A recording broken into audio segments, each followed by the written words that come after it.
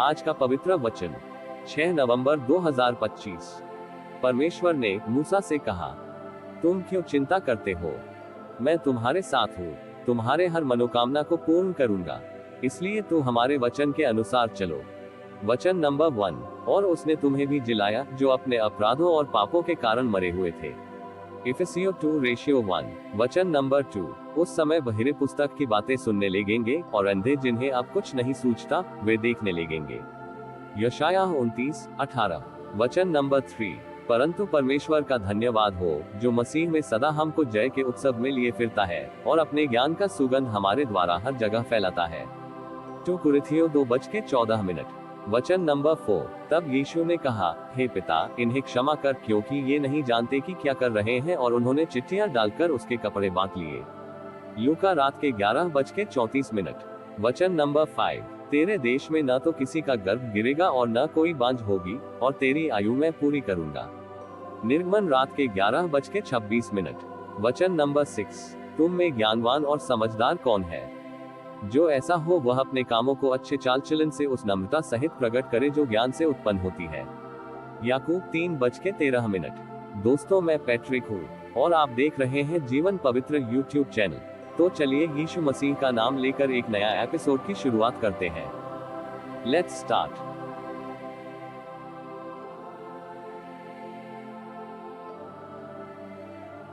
तू अपने परमेश्वर यहोवा के लिए कोई बैल व भेड़ बकरी बलि न करना जिसमें दोष व किसी प्रकार की खोट हो, क्योंकि ऐसा करना तेरे परमेश्वर यहोवा के समीप घृणित है।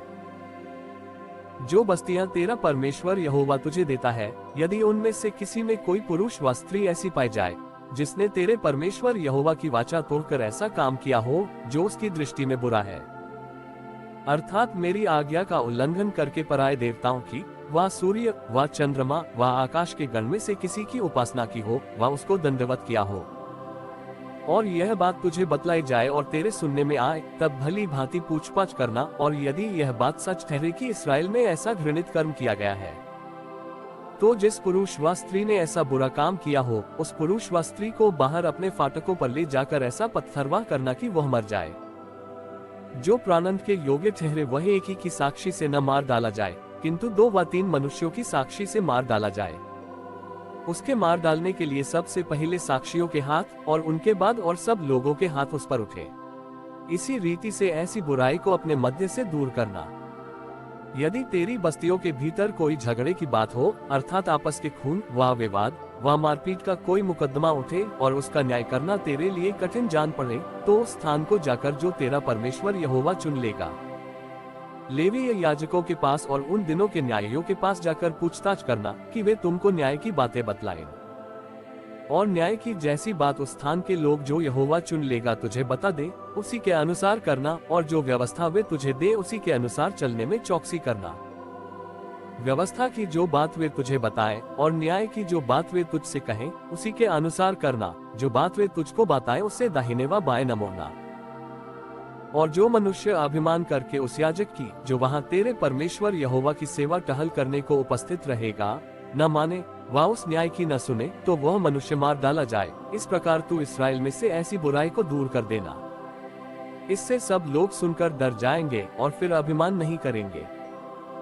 जब तू उस देश में पहुंचे जिसे तेरा परमेश्वर यहोवा तुझे देता है और उसका अधिकारी हो, और उनमें बसकर कहने लगे कि चारों ओर की सब जातियों की नाई मैं भी अपने ऊपर राजा ठहराऊंगा, तब जिसको तेरा परमेश्वर यहोवा चुन ले अवश्य उसी को राजा ठहराना। अपने भाइयों ही में से किसी को अपने ऊपर राजा ठहराना। किसी परदेशी को जो तेरा भाई न हो तू अपने ऊपर अधिकारी नहीं ठहरा सकता। और वह बहुत घोड़े न रखे और न इस मनसा से अपनी प्रजा के लोगों को मिस्र में भेजे कि उसके पास बहुत से घोड़े हो जाएं, क्योंकि यहोवा ने तुमसे कहा है कि तुम उस मार्ग से फिर कभी न लौटना। और वह बहुत स्त्रियां भी न रखे, ऐसा न हो कि उसका मन यहोवा की ओर से पलट जाए, और न वह अपना सोना रूपा बहुत बढ़ाए। और जब वह राजगद्दी पर विराजमान हो, तब इसी व्यवस्था की पुस्तक जो लेवीय याजकों के पास रहेगी उसकी एक नकल अपने लिए कर ले, और वह उसे अपने पास रखे और अपने जीवन भर उसको पढ़ा करे, जिससे वह अपने परमेश्वर यहोवा का भय मानना और इस व्यवस्था और इन विधियों की सारी बातों के मानने में चौकसी करना सीखे।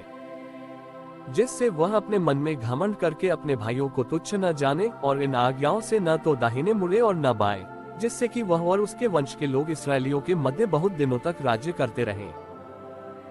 लेवीय याजकों का वरन सारे लेवीय गोत्रियों का इसराइलियों के संग कोई भागवांश न हो, उनका भोजन हव्य और यहोवा का दिया हुआ भाग हो। उनका अपने भाइयों के बीच कोई भाग न हो, क्योंकि अपने वचन के अनुसार यहोवा उनका निज भाग ठहरा है। और चाहे गाय बैल चाहे भेड़ बकरी का मेलबली हो, उसके करने वाले लोगों की ओर से याजकों का हक ये हो कि वे उसका कंधा और दोनों गाल और झोज याजक को दे। तू उसका अपनी पहली उपज का अन्न, नया दाख मधु और टटका तेल और अपनी भेंड़ों का वहून देना जो पहली बार कतरा गया हो, क्योंकि तेरे परमेश्वर यहोवा ने तेरे सब गोत्रियों में से उसी को चुन लिया है कि वह और उसके वंश सदा उसके नाम से सेवा टहल करने को उपस्थित हुआ करे।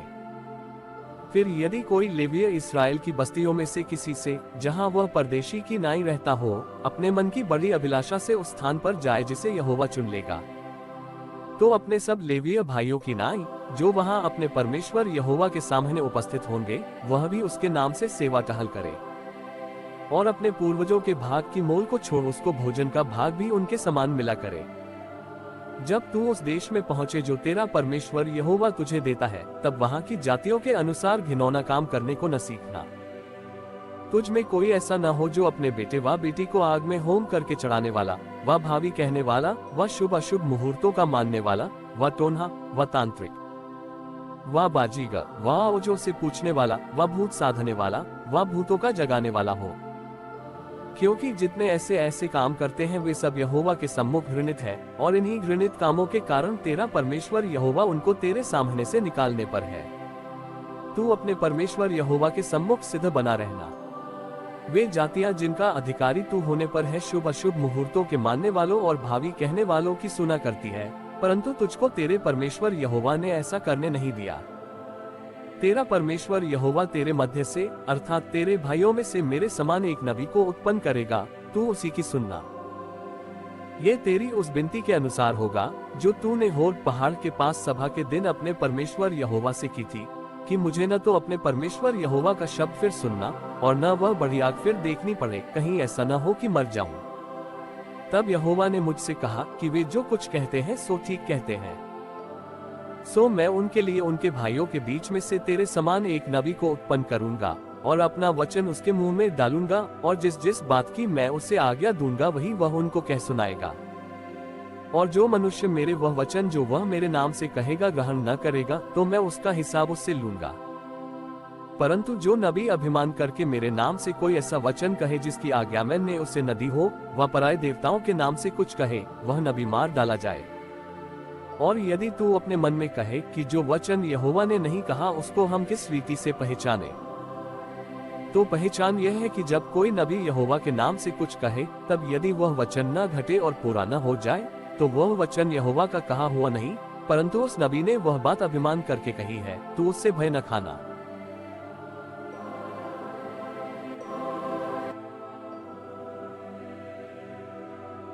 अगर आपको यह अनमोल वचन अच्छा लगे तो कृपया आप हमारे YouTube चैनल को लाइक, शेयर और सब्सक्राइब जरूर करें, ताकि हम आपके लिए ऐसे ही अनमोल वचन रोजाना लाते रहेंगे। धन्यवाद। जय यीशु।